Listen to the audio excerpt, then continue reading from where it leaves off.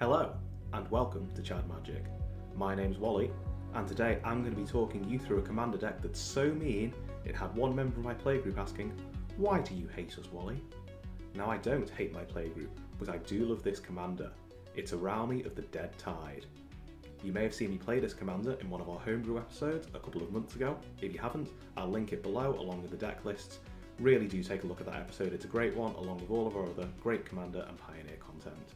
Now one last thing before we get started, don't forget to like, comment and subscribe, because when we get to 1,000 subscribers, and we're marching there really quickly, one lucky person who's done all three of those things will win a 2021 Convention Edition Mystery Booster Box.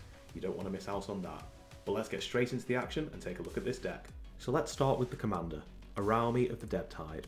1, a blue and a black for a legendary creature, Merfolk Wizard. It's a 1/4. But none of those types or stats matter, because what we care about with this commander is this really exciting activated ability. So let's talk about that now. What you do to activate your commander is you tap it and you exile cards from your graveyard equal to the number of opponents that you have. Most of the time, that's going to be 3. Then what will happen is target creature in your graveyard gains Encore until end of turn, with its Encore cost being equal to its mana cost. So what you do is you choose which creature you want, you exile it from your graveyard, and you pay mana equal to the creature's mana cost. So colour pips do need to match up here. What happens then is you create tokens of that exiled creature equal to the number of opponents that you control. Again, most of the time that's going to be 3. Those tokens get haste and have to attack this turn if able. You then sacrifice them at the beginning of the next end step. So we can see with this commander we're looking to get lots of stuff into our graveyard and then triple it out onto the battlefield, getting 3 of some really sweet enter the battlefield and leaves the battlefield effects. Now I've divided this deck set up into a few sections. We're going to start with the graveyard fillers, then we're going to talk about the creatures we'll be encoring out, then the instants and sorceries that feed into the general strategy and value mechanisms, lastly the artifact and the land. So let's start with the graveyard fillers, and I've divided this up into 3 sections, starting with those that fill your graveyard up as a one-off. We have in this section 3 creatures, the Crow of the Dark Tidings and Stitcher's Supplier. Both work in a fairly similar way in that when they enter the battlefield and when they leave the battlefield, you're going to mill some cards.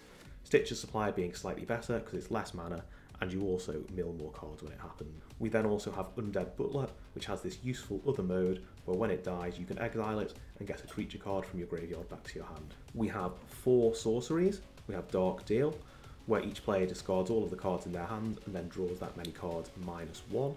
There's also Windfall, which works in a similar way except it's blue and you just draw the same number of cards again. We have Glimpse the Unthinkable, where target player mills 10 cards, really great to get that on turn 2. And lastly, Traumatize, which is one of the most powerful cards in the deck. Target player puts the top half of his or her library rounded down into his or her graveyard. This is so powerful in this deck. Remember, your graveyard is your hand in this deck, so your hand suddenly has got 30 extra cards in it or something like that. Lastly, we have 2 instants. We've got Frantic Search, which you can basically cast for free, because when you cast it, you untap 3 lands, you draw 2 cards and discard 2 cards. Lastly, we have Ancient Excavation, where it's a bit like a wheel, except you can choose which cards you discard. Next, we have the ongoing graveyard fillers. Now these are the really powerful things that are going to allow you to mill yourself lots of cards over multiple turns. There's Deranged Assistant and Millikin. Both of them are mana dorks for 2 mana, and what you do is you mill a card out of colourless mana. Then we have Hedron Crab, which is one of the best mill engines in the deck. Basically it's a landfall. Whenever land enters the battlefield under your control, you can mill yourself for 3 cards. So over several turns, if you've got this out on turn 1, you can really start to accumulate some cards in your graveyard. Then we have the Mesmeric Orb, which is slightly confusing, but the way it works is whenever somebody untaps one of their permanents, they mill a card. That includes lands, that includes creatures, that includes artifacts, or anything else you can think of. So it's going to be milling you and your opponent a lot. Lastly, the Altar of Dementia. You love to hate it. If you get the big creatures out, you're going to have to sacrifice them anyway. May as well sack them to the Altar of Dementia, fill up that graveyard. Lastly, for the ongoing fillers, we have 2 enchantments. There's Chronic Flooding, which enchants onto a land, and whenever you tap that land, you mill 3 cards. And then there's Cemetery Tampering, where you mill 3 cards at your upkeep, and it also has this useful hideaway mode, which might let you play something really big for free. And you're going to hit those 20 cards really, really quickly in this deck. Now the last section of our graveyard fillers, we have the Tutors. These are the cards that are going to let you search your library for something specific and put it into your graveyard. We have Violent Humor to start with. Whenever it enters the battlefield, you can search your library for a card, put it into your graveyard, then shuffle. If you can encore this out and get 3 things into your graveyard, and they can be any kind of card, this could be really important of the setting of your combo. There's then Bury Alive, where you search your library for 3 creature cards and put them into your graveyard, and lastly Unmarked Grave, where you search for a non-legendary card and put it into your graveyard. Next we'll move on to the creatures, and we'll just go through these in order of their mana value. Starting with the Baleful Strix, really good ETB effect where you draw a card for 2 mana, and also even if you don't encore it out and just play it from your hand, this is a really useful blocker because nobody wants to attack into a Flying Death Toucher. Next, a card that is not even slightly broken, Floating Dream Zubira. Now how this card works is when it's put into a graveyard from play, you draw a card for each Zubira that you put into your graveyard from play this turn. What that means is when you encore 3 of these out and all 3 have to be sacrificed on your end step, they will all see each other and you will draw 9 cards. This costs you 2 mana. Even if they all die at different times, you're still going to draw 6 cards. The next 3 cards all work in a fairly similar way. When they enter the battlefield, in most cases, each opponent is going to sacrifice a creature. But let's not forget, this is happening 3 times. Each opponent is going to have to sacrifice 3 creatures, and then they're probably going to call their mum for a lift home. The only real difference between these is that Gravelighter has a mode where you can draw a card if you need to, and also Plaguecrafter, if there is no creature to sacrifice, that player has to discard a card instead. Next we have Priest of Gix, quite a useful combo piece. When it enters the battlefield, add 3 black to your mana pool. So playing this from your hand for free, but if you're encoring it out, you're actually going to net 6 mana. Now we have probably the most important combo piece in the deck, certainly among the creatures, the Vizier of Tumbling Sands. What this creature allows you to do is get multiple goes on your commander, and this cycling ability also is what really supercharges the card. What you can do for 1 and a blue is discard the card to your graveyard, untap a permanent. That could be your commander, because you've already encored something out this turn. Then you can encore out the Vizier of Tumbling Sands, which will give you 3 more goes on your commander. Really, really good card, and this is probably what's going to win you the game if you go for a combo win. Speaking of combo pieces, we have the Archaeomancer. When it enters the battlefield, you can get an instant or sorcery from your graveyard to your hand. When we go through the instants and sorceries a bit later, you'll realise that these are quite important in terms of enabling the combo, making it a bit easier to pull off. So the Archaeomancer are really important if you can encore it out and get 3 of those cards back. Next, we have the first targeted removal spell of the deck, Ravenous Chupacabra. When it enters the battlefield, destroy target creature an opponent controls. Again, encore this out, destroy 3 creatures for 4 mana. Seems pretty good to me. Now we have Reefworm. So this is an interesting one. When it dies, you create a 3/3 blue fish token. When that dies, you create a 6/6 blue whale token. And when that dies, you create a 9/9 kraken token. So if you encore this out, they're guaranteed to die one way or another, so you're going to get 3 fishes, but as they die, you could potentially end up with 3 kraken. Next, the best card in all of Commander. Come at me if you disagree. It's the Solemn Simulacrum, the Chad Robot. Great value for 4 mana. If you're encoring this out, you get 3 lands and 3 cards. Genuinely, what's not to love about this card? We have Vindictive Lich. When it dies, crucially it's when it dies rather than when it enters the battlefield, you can choose 1 or more of the 3 modes below, but each must target a different player, which is sacrifice a creature, discard 2 cards, or lose 5 life. If you encore this out, you get 3 of them, so essentially each player is going to have to do all 3 of those things, and they're probably then going to flip the table at you. We've got Broodbirth Viper now. This is a pretty fun card because it's got Myriad, so when you encore it out, you'll get 3, but that 3 will become 9. When those creatures deal damage, you will draw a card, so potentially you could draw 9 cards here. Now, you either hate it or you hate it some more. It's Gary, the Grey Merchant of Asphodel, and this is probably the most important finisher in the deck, because when it enters the battlefield, each opponent will lose life equal to your devotion to black, and you will then gain life equal to the amount of life lost this way. So even if you encore this out, and the only other creature on the battlefield is your commander, your devotion to black will be 7, your opponents will lose 21 life each, and you will gain 63 life.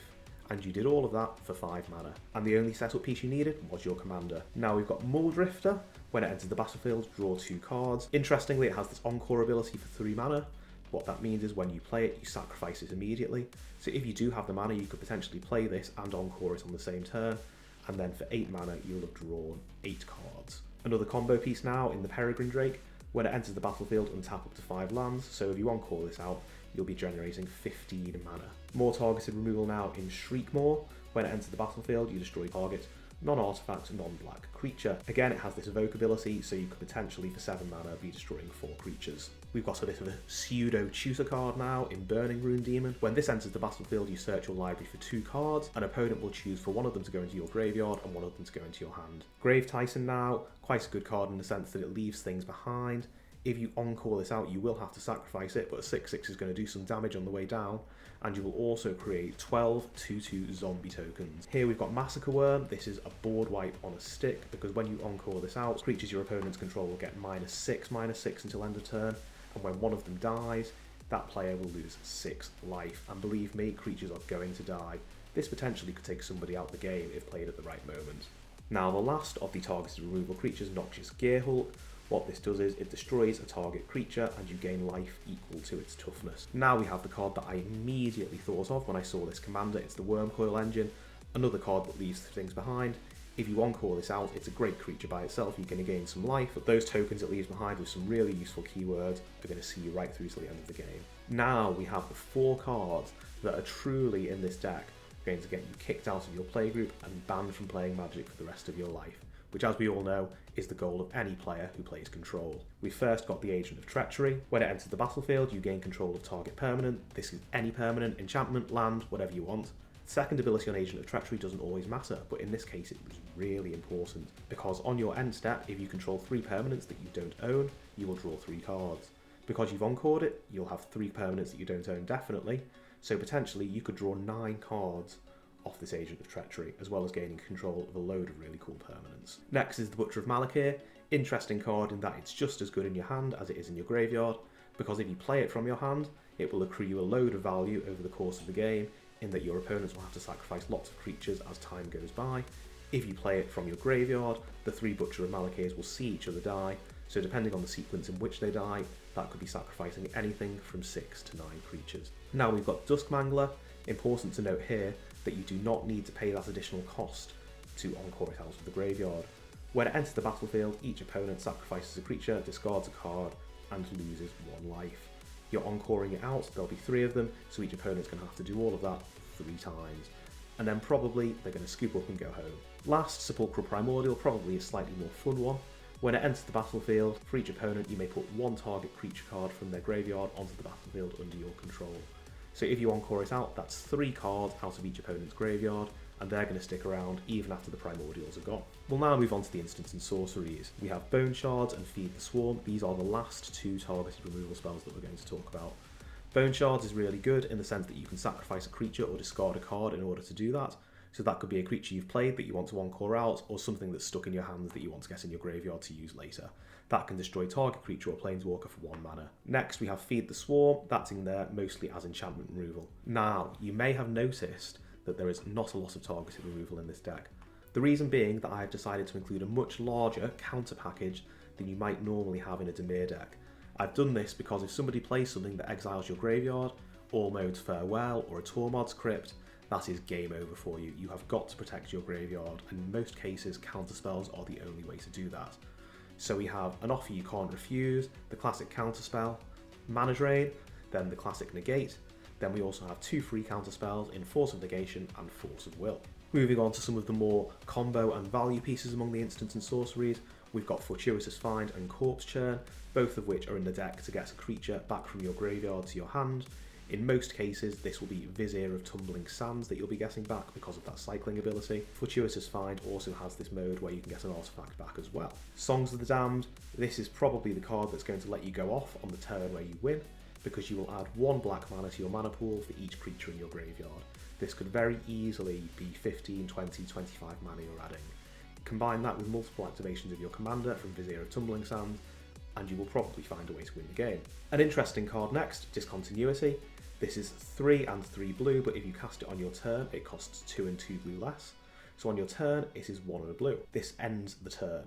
Now when you want to cast this is after you've encored something out on your end step when those sacrifice triggers go on the stat. You play this card, what happens if the turn ends, and all of those triggers just get exiled, and you will keep those creatures forever. Moving on to the artifacts now, we've got the 3 classic mana artifacts in Sol Ring, Arcane Signet and Felwar Stone. Then we also have Lightning Greaves and Swiftfoot Boots. Because the commander wants to tap to activate its ability, this means you can do it on the turn it comes in, which is really, really useful.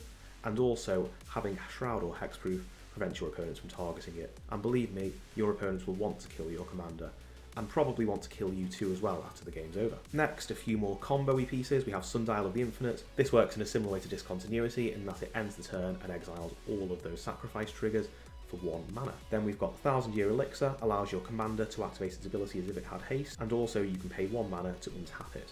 So this could give you an extra go on your commander each turn. Next, you knew it was coming, it's the Panharmonicon. This is the card that's going to make your opponents never want to play Magic again, because all of those nasty ETB triggers, all of those sacrifices, all of those discards, they're now going to happen twice.